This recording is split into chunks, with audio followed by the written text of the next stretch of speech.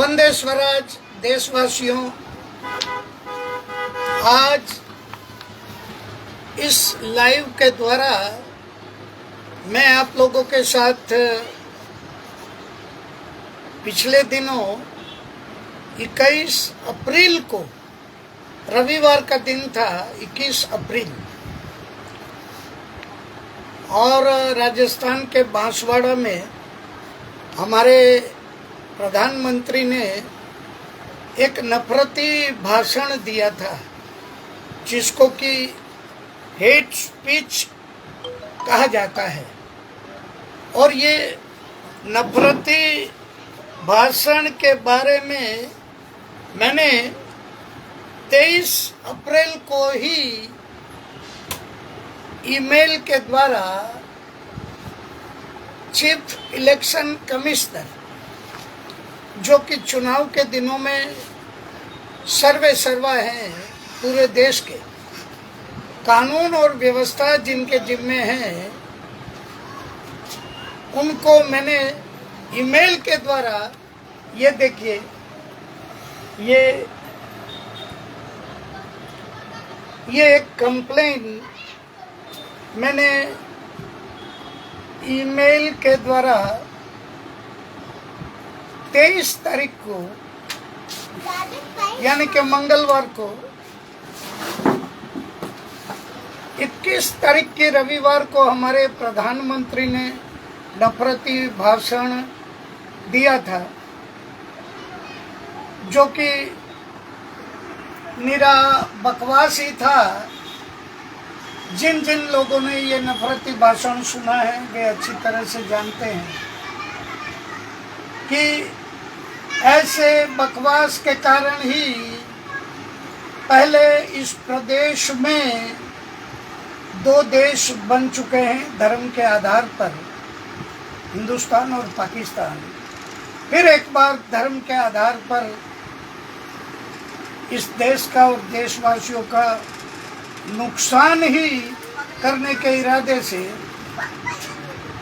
हमारे प्रधानमंत्री, हम सभी जानते हैं कि वो हमेशा ऐसा बकवास किया करते हैं। कभी तो वो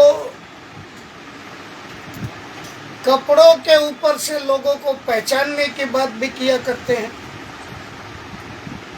तो ये जो हुआ था उसका तुरंत ही देश के अखबारों में, टीवी में और सोशल मीडिया में भी इसके बारे में बहुत सारा हो हल्ला हुआ था। अब आज तो लोग उसको तुरंत ही भूल चुके हैं, क्योंकि हम बड़े ही भुलक्कड़ हैं।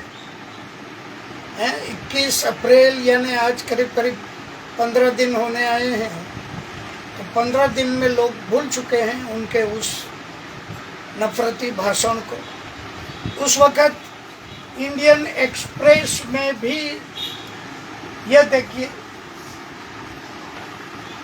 ऐसे अखबारों में उन्होंने जो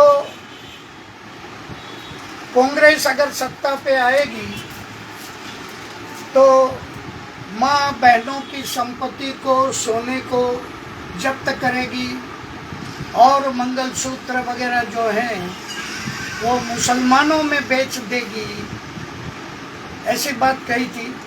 ये भी कहा था कि मुसलमान यानी कौन, यानी जो लोग बहुत ज़्यादा बच्चा पैदा करते हैं। ऐसा कहते वक्त हमारे प्रधानमंत्री ये भूल गए कि उनके बाप ने खुद ने बहुत सारे बच्चे पैदा कर दिए थे, और सारे मुसलमानों को इन्फिल्ट्रेटर्स यानी घुसपैठिया बता दिया गया था उनके द्वारा। तो इनको अगर रोका नहीं जाएगा तो ये बड़ा मुश्किल होगा इस देश के लिए, हम देशवासियों के लिए। टाइम्स ऑफ इंडिया में भी यह समाचार बांसवाड़ा का,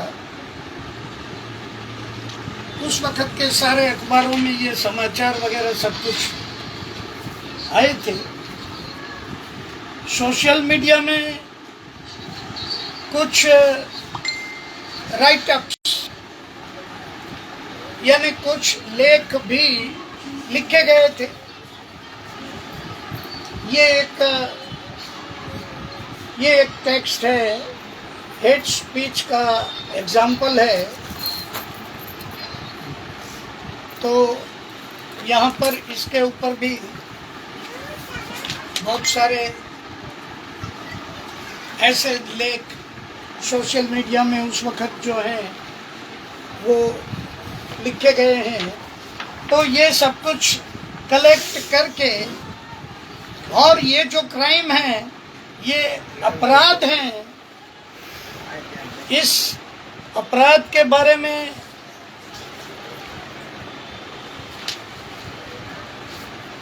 सुप्रीम कोर्ट का 2 बेंचों की जजमेंट भी ऑलरेडी, जजमेंट नहीं बल्कि ऑर्डर, सुप्रीम कोर्ट के एक केस में के.एम. जोसेफ और बीवी नागरत्ना की बेंच के द्वारा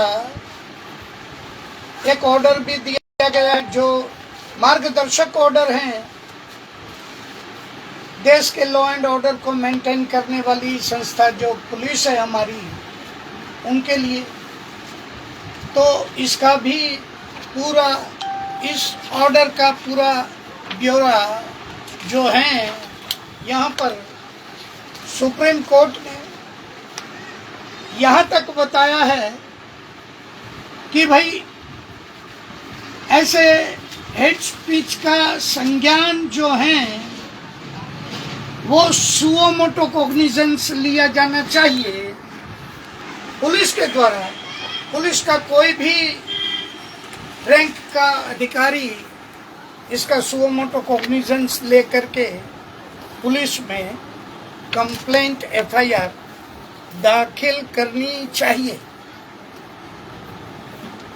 इसके बारे में 11 से ज्यादा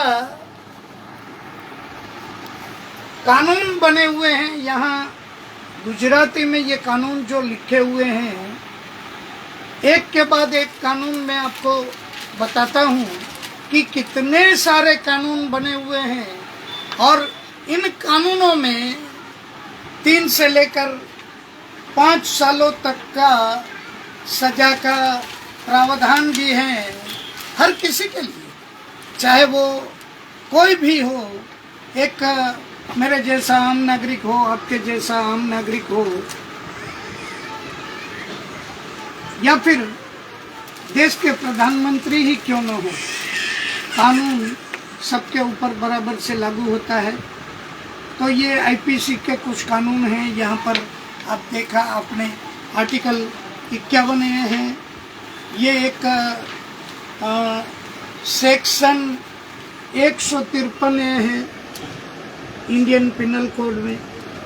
ऐसे ही ये और एक कानून है सेक्शन 153 भी, और एक कानून है सेक्शन 295 है,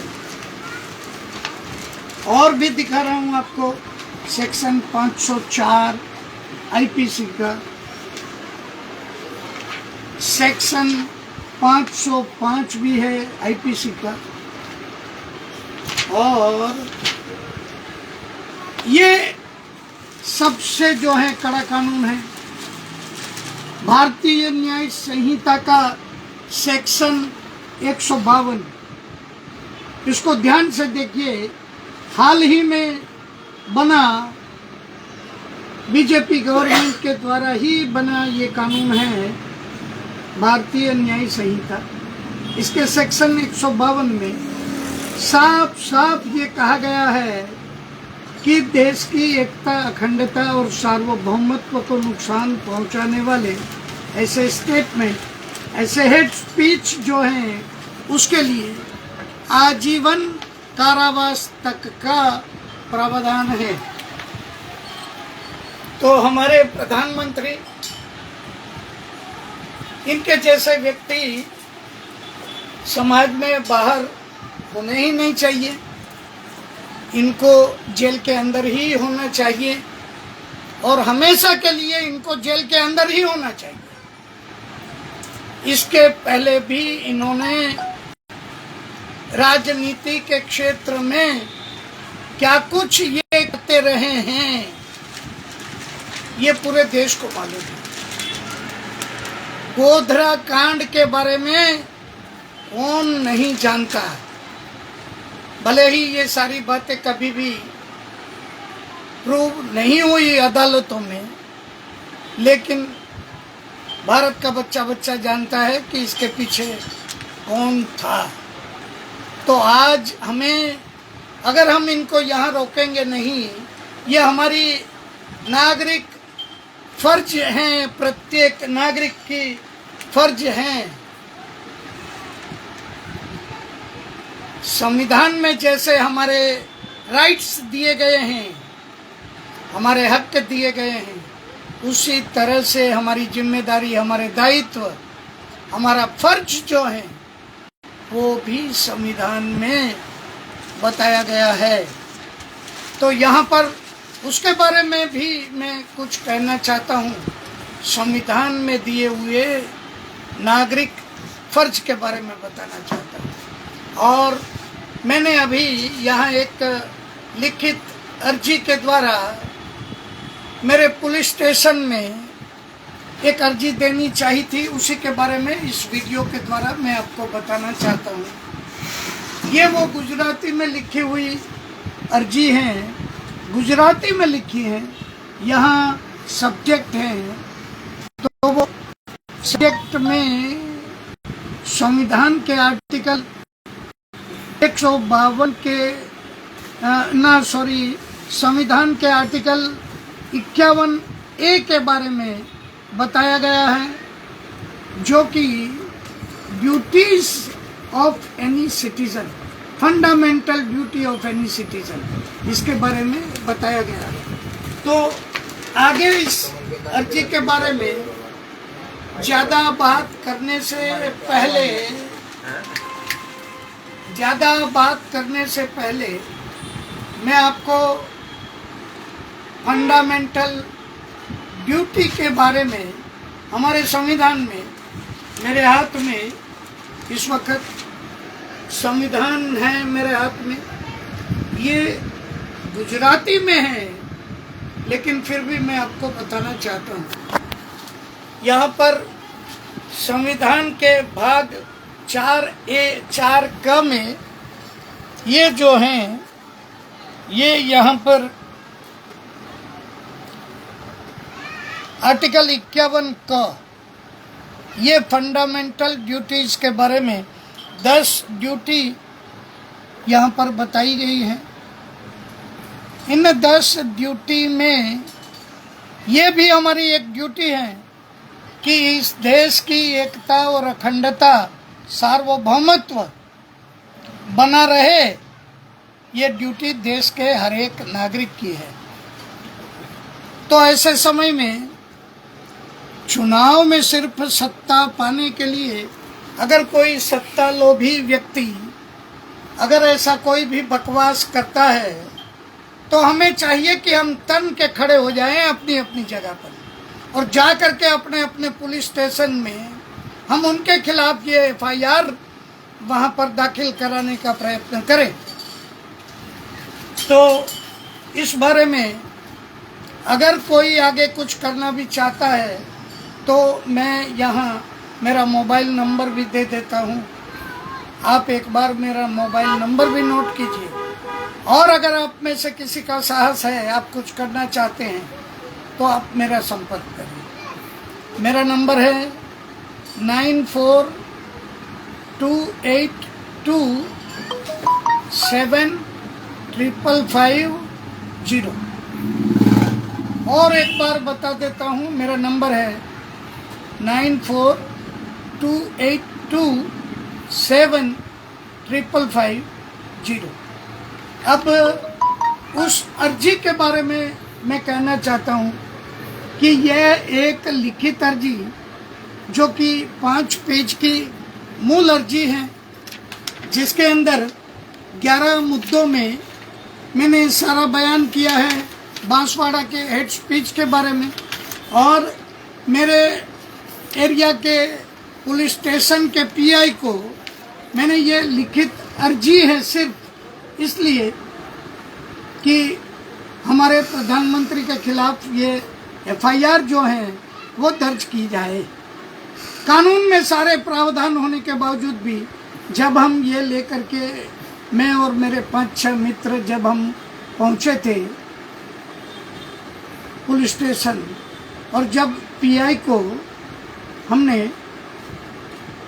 ये अर्जी देनी चाहिए और ये कहा हमने कि भाई ये अर्जी आप स्वीकार कीजिए और इसके ऊपर अपना सिक्का मार के रिसीव करके दे दीजिए, तो 2 घंटों की माथापच्ची के बावजूद भी मेरे पास से ये अर्जी स्वीकार नहीं की गई।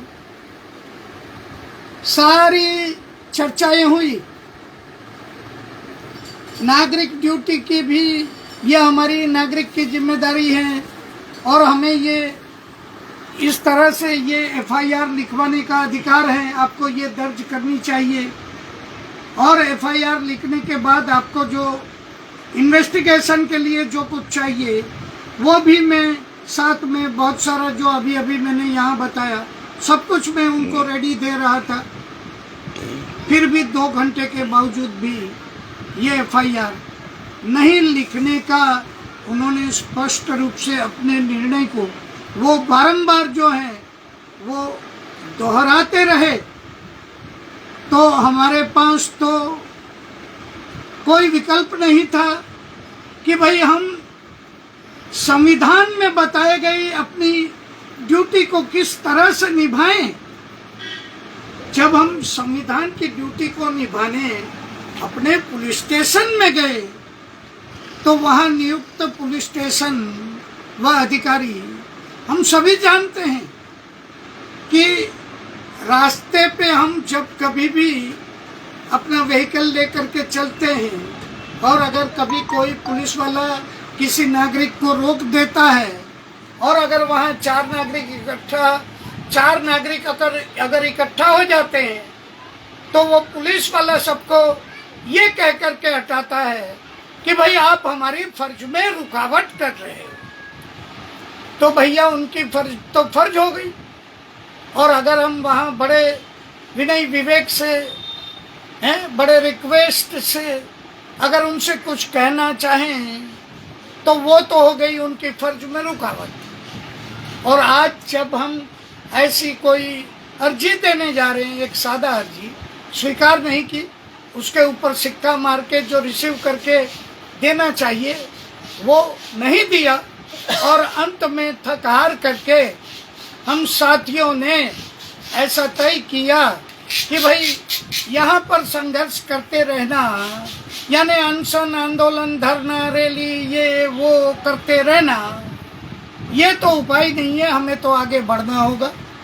तो हमें आगे बढ़ने के लिए हम साथियों ने तय किया कि नहीं भाई, अब हम इसको तुरंत जो है पोस्ट ऑफिस के द्वारा, रजिस्टर एडी के द्वारा इस पुलिस स्टेशन को हम इसको भेज दें, क्योंकि अगर संघर्ष इस तरह से करते रहेंगे तो हम तो उलझते रहेंगे हैं, ऐसे छोटे छोटे मुद्दों को लेकर के उलझते रहेंगे और फिर इसको लेकर के ये तो कुछ न कुछ करते रहेंगे, ये अपने उल्टा सीधा आरोप हम पर लगा देंगे। तो इसलिए हमने ये तय किया। फिर जो है रात को 8 बजे के बाद शहर में जब सारे पोस्ट ऑफिस बंद हो चुके थे तो रेलवे स्टेशन पर जा कर के वहाँ का पोस्ट ऑफिस जो रात को 9, साढ़े 9 बजे तक खुला रहता है, वहाँ जा कर के मैंने ये अर्जी जो है वो उस पुलिस स्टेशन को कल रात जो है मैंने भेज दी है रजिस्टर एडी के द्वारा। अब आगे देखना है कि मेरी इस अर्जी के मुताबिक एफआईआर दर्ज होती है या नहीं होती है। हमारे प्रधानमंत्री को हमेशा के लिए जेल में रखने में मैं सफल हो पाता हूँ या नहीं, बहुत लंबी यात्रा है। अभी तो ये पुलिस स्टेशन से शुरू हुई है, आगे अदालतों में जा कर के न मालूम ये कहाँ जा कर के पूरी होगी, है? कौन सी ईडी, कौन सी ईसी, कौन सी सीबीआई, क्या सीआईडी, कौन किस किस से पाला पड़ेगा ये मुझे मालूम नहीं। लेकिन मुझे जो है इस वक्त दिखाई दे रहा है वो आर्टिकल 51A मेरी नागरिक फर्ज जो है, मेरी ड्यूटी क्या है, ये मुझे दिखाई दे रही है एक बात है। और इसलिए इस कार्य को हमने शुरू कर दिया है। मैं और मेरे साथी हम सभी यहाँ राजकोट में लगे हुए हैं।